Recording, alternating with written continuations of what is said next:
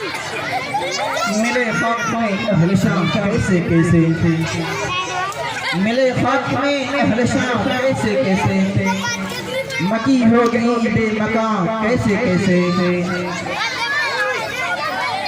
तख्त आरा जो आज का वो कल शेर खाक है, आलम फानी का मंजर कितना इबरतनाक है। मेरा गयूर नौजवान साथियों, आप जैसा कि बैनर में देख रहे हैं कि सीरतुन नबी सल्लल्लाहु अलैहि वसल्लम के नाम से आगाज किया गया है। हर एक काम करने का कोई मकसद होता है। आप यहाँ जो बैठे हो इनका भी कोई मकसद होता है। चूल्हा जलाते हैं तो उनका भी कोई मकसद होता है। नमाज पढ़ता है भी तो उनका कोई मकसद होता है। मजदूर जब मजदूरी करने जाता है तो उनका भी कोई मकसद होता है। बच्चा जब पढ़ने के लिए जाता है उनका भी कोई मकसद होता है। हमारी माँ बहन जब पर्दा ख़वातीन जब पर्दे में रहती हैं उनका भी कोई मकसद होता है। लेकिन मैं अर्ज करना चाहता हूँ, जब आप पर्दे का इस्तेमाल करना चाहते हैं हर एक में कोई ना कोई मकसद होता है। इसलिए अल्लाह ताला ने कहा है कि दुनिया भी पाना कोई मकसद है। अल्लाह ताला जो पैदा किया है वही पैदा नहीं किया है, ऐसे बेकार पैदा नहीं किया है। हम आए खा लिए पी लिए जिंदा रह गए, मर गए, खत्म हो गए, ऐसी कोई बात नहीं है। हमें मरने के बाद भी हिसाब देना होगा। जैसे मैं मिसाल देकर समझाना चाहूँगा, माशाअल्लाह इनमें कुछ तलबा भी हैं, कुछ स्टूडेंट्स भी हैं। जब मदरसे में एग्जाम का नंबर आता है, जब मदरसे में एग्जाम की बारी आती है, जो तलबा जो स्टूडेंट शुरू से मेहनत करता है तो इम्तिहान के वक्त इम्तिहान देता है। और जब अगर खेल कूद करके पढ़ाई करता है फिर उसके इम्तिहान की दिक्कतें होती है, बल्कि वो वाज़े इबादत नहीं कर पाता है, मैथ नहीं बना पाता है, बल्कि उसे इंग्लिश भी क्वेश्चन नहीं कर पाता है, इसमें नाकामी का मुंह देखना पड़ता है। आज मैं आपके सामने खुले आवाज़ से करना चाहता हूँ कि आज जो बच्चे बिगड़ने का जो मकसद है, आज हमारी दुनिया की हकीकतों के चादर पड़े हुए हैं। माँ बहनें जैसे गिरे पूजा करने की कोई मकसद नहीं हासिल कर सकती। बताएं ये मकसद बलसा करना कोई मकसद होता है या नहीं होता? माशाअल्लाह अपने घर से छोड़कर जैसे में आए जैसे की कामयाबी अच्छे मैच नहीं जैसे कि हाफिज कमरान साहब ने याद किया था। ये भाई दर से जैसे कि कामयाबी यही है कि आप बैठ करके आप अच्छी बात सुन करके आप अमल करने की कोशिश करें। अल्लाह ताला हमें अमल करने की तौफीक अता फरमाए। वीडियो ना पठान दे बात कुरान का सोच नबी सल्लल्लाहु अलैहि वसल्लम इस्लाम लाए थे सल्लल्लाहु अलैहि वसल्लम को देख करके जितने उनके अखलाक लोग इस्लाम लाए थे इसलिए हमारा मकसद जैसे कि मैंने आपके सामने कहा,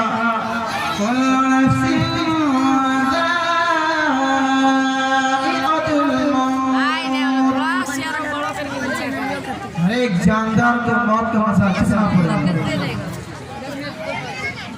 जैसे मैंने आप हज़रात के सामने हदीस शरीफ पढ़ी थी कि मरो उससे पहले अपना हिसाब कर लो और अपना जायजा कर लो कि हमारा ठिकाना कहाँ है। हमारा ठिकाना जन्नत में होगा कि जहन्नम की हुई आग में होगी। हमारा ठिकाना जहन्नम में होगा कि हमारा ठिकाना जन्नत में होगा। इसलिए हमें और आपको जरूरत इस बात की हमें और आपको भी अपना जायजा लेना चाहिए। जैसा कि मैंने आप हज़रात के सामने एक मिसाल देकर समझाना चाहूँगा कि तिजारत चाहे वो किसी लाइन से भी हो, चाहे वो बिजनेस की लाइन से हो, चाहे वो कपड़े वाले हो, चाहे कोई भी हो, जब वो बिजनेस करने जाते हैं तो वो उस वक्त ये नहीं देखता है कितना नफा हुआ है, तैयार रहती है। जो भी आदमी वो बेचने की कोशिश करते हैं, जब तैयार करते हुए शाम में वापस आता है तो वो ये देखता है हमें कितना नफा हुआ है, हमें कितना बचा है, हमें कितना घटी हुआ है। इसीलिए हमें और आपको जरूरत है इस बात की, जब हम दिन में सुबह जब फजर की नमाज से लेकर के रात का इशा तक जब हम सारे काम करके जब अपने बिस्तर पर जाएं और अपने किसी बिस्तर पर जा करके अपनी गिरबान में झाँक कर ये देखें हमने किसकी गिरबत की है, इसकी जुगलखोरी है, इसकी जमीन को दबाया है, इसकी माँ बहन की इज्जत को तार किया है। इस वजह से जब आप अपना मुहासबा करेंगे, आप अपना मुहासबा का जब हिसाब करेंगे, जब आप अपना जायजा लेंगे तो आपको फिर आखिरत की तैयारी करने की फिक्र होगी और हिसाब करना आसान हो जाएगा। मगर आज हमारे नौजवान वक्त को जाय करते हैं तो पबजी गेम में वक्त जाय करते हैं, वक्त जाय करते हैं तो चाहे खानों में बैठकर वक्त जाय करते हैं। अगर वक्त जाय करते हैं तो चारागाह में बैठकर वक्त जाय करते हैं, वक्त जाय करते हैं तो रात में मोबाइल पर वक्त जाय करते हैं। मगर खुदा की कसम अगर तुम ये समझ जाओ यही दुनिया है तो काफी ने क्या कहा था, ये अलग तरीके तुम तुराबा काश के में मिट्टी हो जाता। ये जबकि बकरियां वहाँ एक जगह सिंह वाली, अगर सिंह वाली ने बगैर सिंह वाली को मारा होगा वहाँ पर जा करके वापस मुबालवा का हिसाब दे करके उनका लड़ाई बराबर साबर हो करके मिट्टी हो जाएगी और कहेंगे काफी लोग काश में भी मिट्टी हो जाता। उस वक्त काश अफसोस करने से कोई फायदा नहीं है। इस वजह से हमें आखिरत की तैयारी करने की जरूरत है, हमें आखिरत की फिक्र करने की जरूरत है। याद रखें मेरे नौजवानों, आज आप अगर बीमार होते हैं तो आपकी वहाँ आपके लिए तैयार रहती है। अगर आप बीमार होते हैं तो लोग रिश्तेदार इलाज के लिए आएंगे, अगर आप बीमार होते हैं तो फला डॉक्टर के पास ले जाएंगे। मगर याद रखें जब आपको कब्र के अंदर पहुँचाया जाएगा, बकरी में डाल दी जाएगी और वहाँ पर जा करके आपको बांस और मिट्टी से डालकर बंद कर दिया जाएगा। फिर मुनकर नकीर आएंगे, आपसे सवाल करेंगे कि आपने क्या दुनिया से लाया। उस वक्त हमारी क्या मुजरनी पड़ेगी, उस वक्त हम यही सोचेंगे काश के अल्लाह, फिर यही कहेंगे अल्लाह हमें दोबारा दुनिया में भेज दीजिए ताकि मैं आपकी इबादत करूं। तो उस वक्त काश और पास कर, लेकिन करने से कोई फायदा नहीं होगा। अभी आपको टाइम और हमें भी टाइम मिला है और हर एक आदमी से यही गुजारिश है कि अपने वक्त को इसलिए कि अल्लाह ताला आका मदनी मोहम्मद सल्लल्लाहु अलैहि वसल्लम ने फरमाया कि दो नेमतें महबूब है, एक फुर्सत एक फरागत। आज हमें फुर्सत मिलता है तो आज हमारे नौजवान मस्जिद में जाने के लिए तैयार नहीं होता है, कहता है कि जब मैं इंशाअल्लाह कल आऊंगा, इसी तरह इंशाअल्लाह करते करते खबर में पहुंचने की तैयारी हो जाए। औरतों के लिए इंतजाम ना हुआ, औरतों के लिए मैं यही याद करना चाहूँगा कि ऐलान कर दीजिए किसी का नहीं हुआ है, नहीं होएगा। इसलिए आप तैयारी की फिक्र करें और अल्लाह से दुआ करें, अल्लाह से कराएं, क्योंकि ने फरमाया था कि कुफ्र और नमाज़ी के दरमियान, काफिर और मुसलमान के दरमियान सिर्फ नमाज का फर्क है। मन तरका सलात मुतअम्मिदन फक़द कफ़र। आज सोचिए हमारी नमाज़ें कितनी गायब होती है, हमारी नमाज़ें कितनी छूटी है, हमारी नमाज कितनी छूटी हुई है, लेकिन हमें फिक्र भी नहीं होती है कि हम नमाज पढ़े या नहीं पढ़े।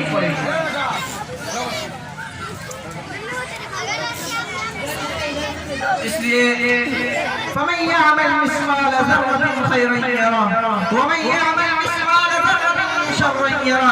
जो शुक्र जितना अच्छा अमल किया होगा वो क़यामत के दिन रोज देख लेगा, जो शुक्र अपना बुराई भी किया होगा वो भी देख लेगा।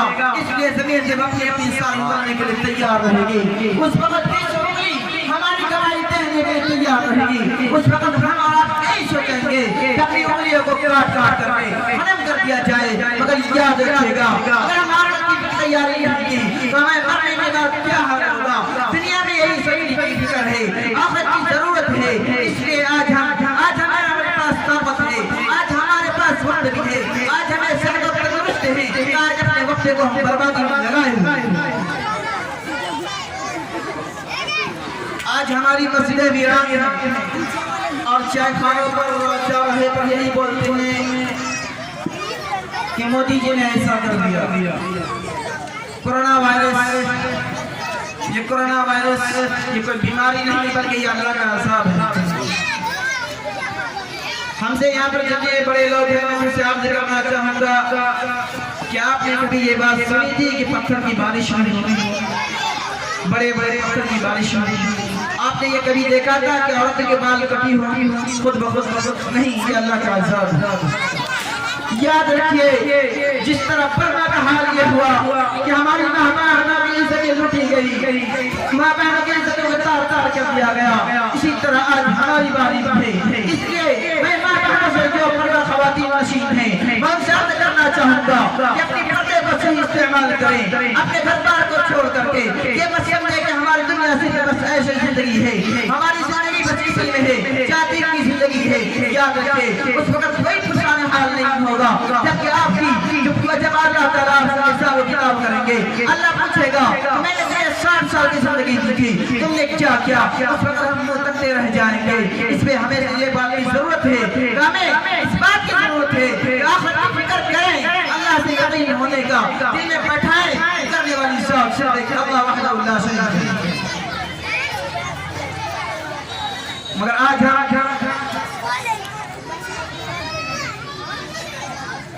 सारे असबाब को जरिया बना लेते हैं। नौज़ुबिल्लाह इतना तक किसी ने इनकार कर दिया कि खुदा को हम नहीं मानते, किसी ने इनकार कर दिया कि 360 खुदा है, किसी ने 400 खुदा है, किसी ने कितने ही इनकार कर दिया।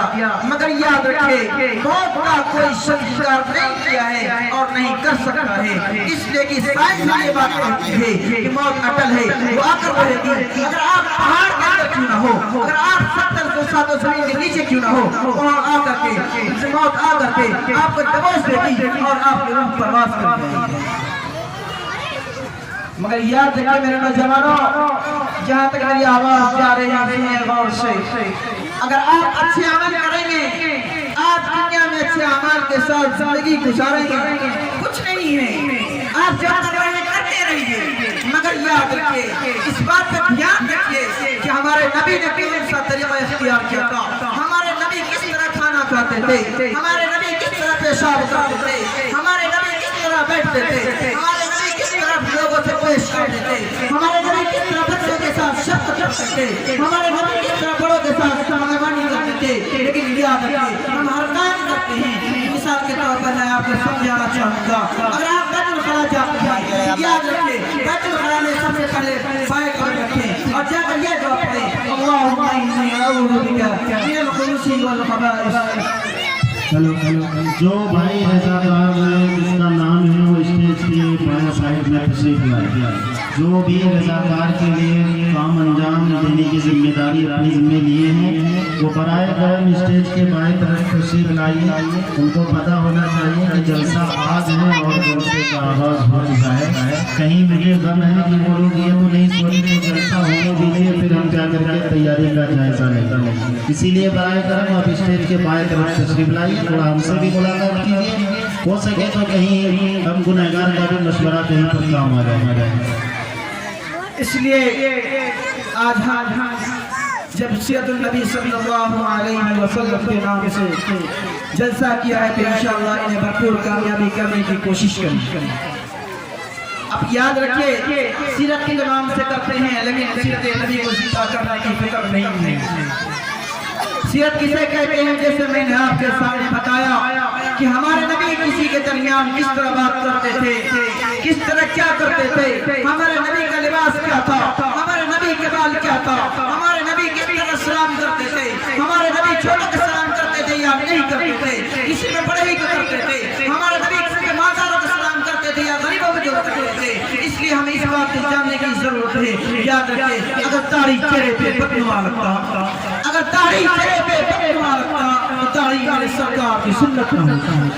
आज हमारे नौजवान अफसोस की बात तो ये है कि सीरत के नाम से तो जरूर जलसा कर रहे हैं, सीरत को अपनाने की फिक्र नहीं।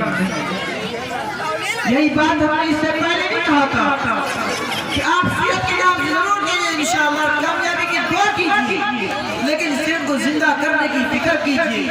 आज हमारे पढ़े लिखे भी अगर एक प्लेटफॉर्म पर आ जाए तो इंशाअल्लाह ताला मुझे उम्मीद है कि सारे लोग कुछ लाइन पे आने की कोशिश लेकिन आज हमें मस्जिद सरकार पुकार रही है, कश्मीर की खवातीन पुकार कर कह रही है, बर्मा की खवातीन मुझे पुकार कर कह रही है कि कोई होता जो मेरे लिए दुआ करता, काश मैं भी उसकी दुआ की बरकत से मुझे निजात हो जाती।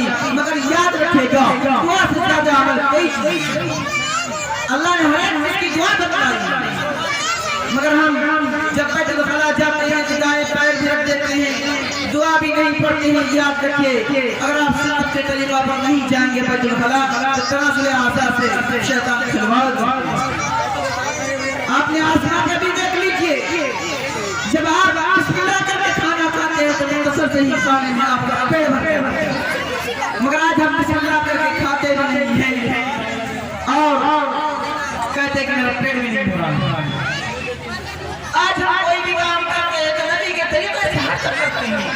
आज हमारा नाराज हो रहा है, अल्लाह हमसे नाराज हो गया है, तो याद रखिए मोदी क्या इससे बाद इस्लाम बादशाह आने वाले।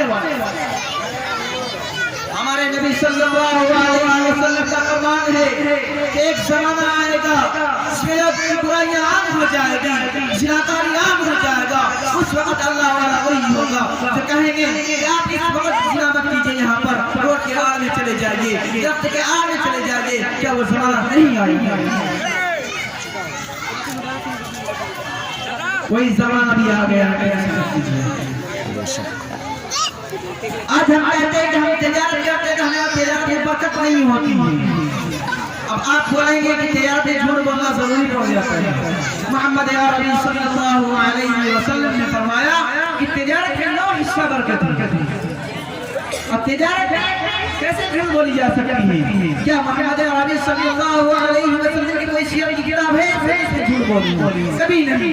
इस वजह से हमारा नबी कहते हैं जब बात बोली वो किसी हमें इस बात की जरूरत है कोई भी तरीका हो। हमें ना हमारे नौजवानों से नाम देना चाहूंगा कि मेरे नौजवानों एक बात सुन लो, अगर आप 25 साल के नौजवान हैं और आपको कहें 99 साल की लड़की पूरी से शादी करा दिया जाए, आप करने के लिए तैयार नहीं।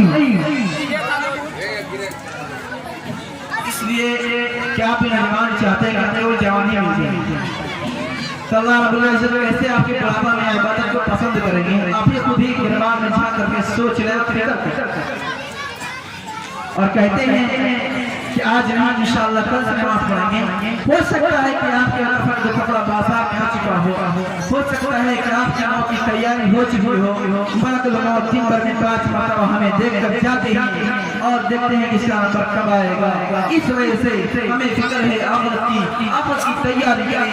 याद रखें जब तक आप 4 लड़कों के बीच जमा न हो गनीमत होगी। इसलिए जब 4 लड़कियां 4 लड़के जमा होते हैं तो वहाँ पर खुद ब खुद ही गनीमत चालू है।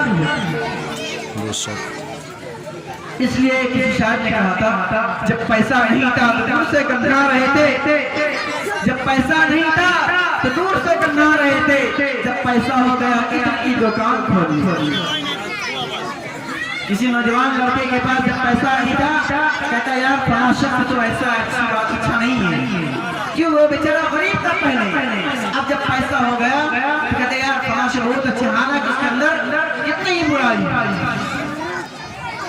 इस वजह से मैं आपको एक दोस्त की मिसाल देना चाहूंगा कि हमारे उस्ताद मुहतरम कारी इस्माइल साहब रहमतुल्लाह अलैह फरमाते हैं, अल्लाह ताला उनकी उम्र को दराज फरमाए, कि गुलाब की फूल एक जिंदगी मिट्टी के साथ रही, मिट्टी में उसकी बू आ गई।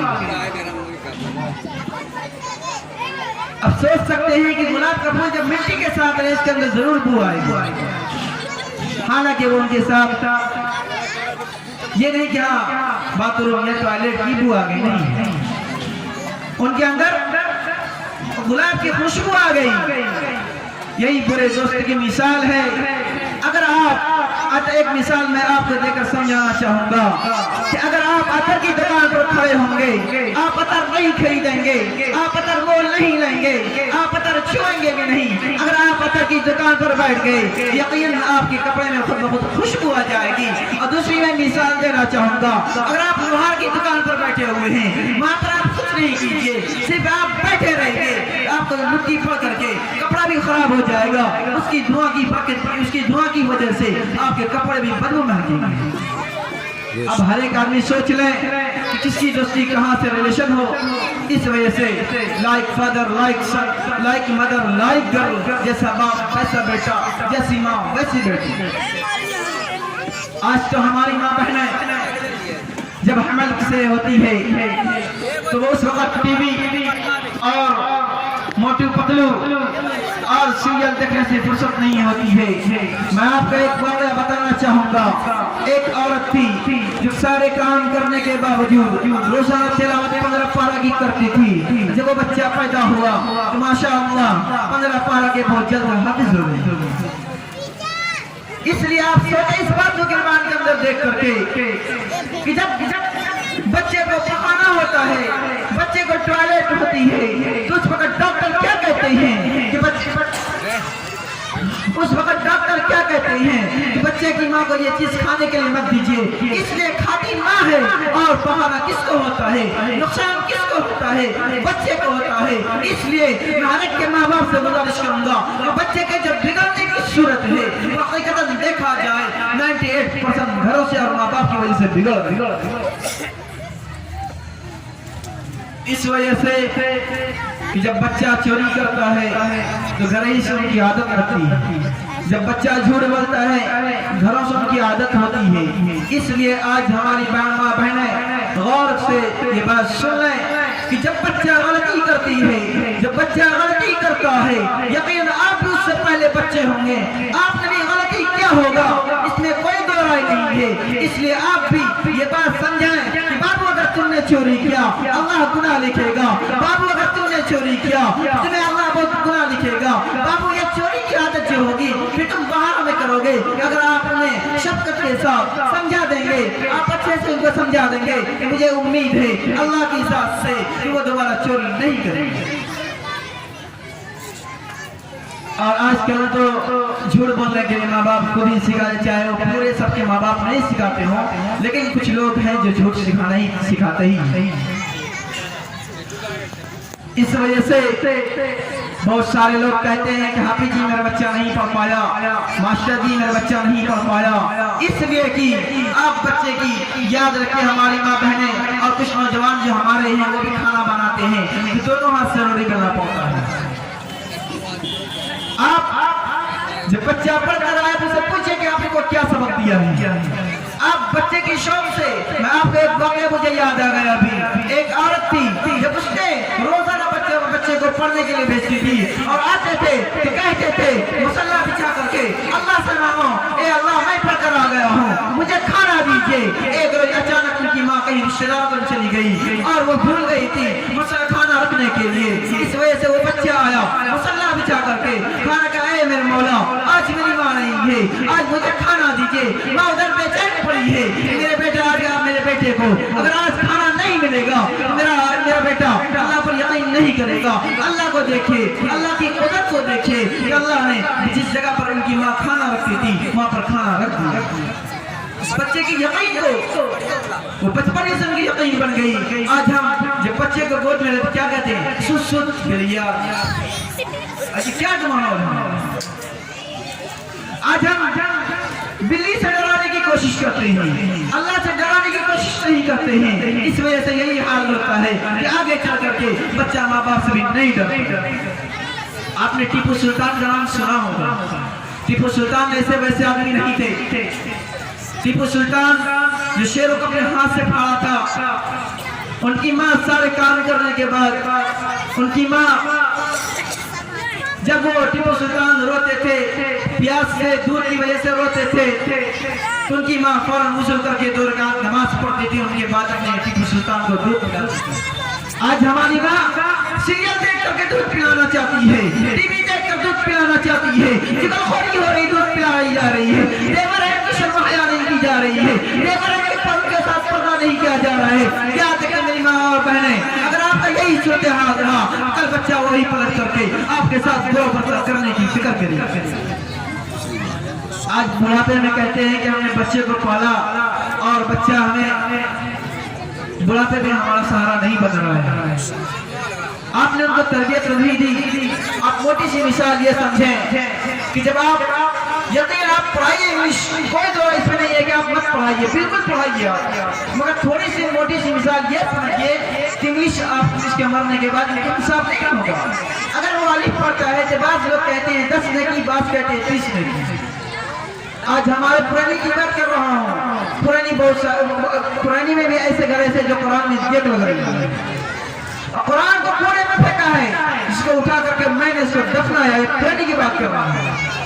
अब आप सोचिए, आज हम दिन का जनाजा निकाल रहे हैं और कहते हैं कि मोदी जी ने हमें ऐसा कर रहा है, हमें एनआरपी लगा करके एनआरसी लगा के भगाया जा रहा है। अरे अल्लाह साफ कहता है, अगर तुम हमारे ताबेदार हो जाओ, हमारे फरमाबरदारी के मुताबिक काम करो, सुन्नत के नबी के तरीके पर काम करो, ये काफिर क्या है हमारे लोग उसके अंदर डाल दे। क्या पहले ऐसा नहीं था कि हिंदू लोग मुसलमान का नाम सुनते ही डरते थे? आज हम मस्जिदों से इतना दूर है कि मस्जिदें कहते हैं अल्लाहु अकबर, अल्लाहु अकबर, अल्लाह सबसे बड़ा है, हय्या अलस्सलाह, आओ नमाज के लिए। आज हम पबजी में मशगूल रहते हैं, आज हम गर्लफ्रेंड और बॉयफ्रेंड में मशगूल रहते हैं, आज हम तय्याशी में मशगूल रहते हैं। इस वजह से हमारी याद यही है कि आप अल्लाह के आगे झुके। अल्लाह सब कहता है, अगर अल्लाह के अलावा किसी को सजदा किया जाता तो अल्लाह हर एक इस बीवी को कहते कि अपने शौहर के आगे सजदा करो। इस वजह से आप हजरात के सामने चंद बातें आप करके फिर इंशाअल्लाह अपनी जगह लूंगा। मैं मुख्तसर से यही बात कहूंगा कि मेरे नौजवानों, कल की जिंदगी को मत देखिए, आज की जिंदगी को देखिए और जब सीरत नबी सल्लल्लाहु अलैहि वसल्लम की यहाँ से आप कुछ न कुछ लेकर के जाएं और कहें अल्लाह से, अल्लाह नबी किस तरीके चलते थे और आपको पता नहीं है, आप अपने इमामों से, आप अपने उलेमा से, आप अपने साथियों से रब्ता करें कि हमारे नबी किस तरह खाते थे, हमारे नबी किस तरह पीते थे। इसकी असल जो जिंदगी है, दानी जो जिंदगी है, हमेशा हमेशा वाली जो जिंदगी है, वो आखिरत की है। दुनिया कुछ नहीं है। जिस तरह हम सफर करते हैं दिल्ली और मुंबई के, इसलिए कि हम वहाँ चंद दिन के लिए जाते हैं, फिर वापस लौट कर आते हैं, ये हमारी ही चंद दिनों के लिए है, इसलिए हम दुनिया से वापस चले जाएंगे। न हमारे साथ तजारत जाएगी, न हमारे साथ माल जाएंगे, नहीं हमारे साथ बंगला जाएगी, नहीं हमारे साथ अपाची और बुलेट जाएगी। मगर याद रखिए, खाली हाथ जाना पड़ेगा, खाली हाथ आए थे खाली हाथ जाएंगे। इंशाअल्लाह अपनी चंद बातों पर खत्म करना चाहूंगा। खुदाए माफ करना, दिलों में बुग़्ज़ मत रखना, खुदाए माफ करना, दिलों में बुग़्ज़ मत रखना। न जाने इस निशा की जिंदगी किस गली में शाम हो जाए।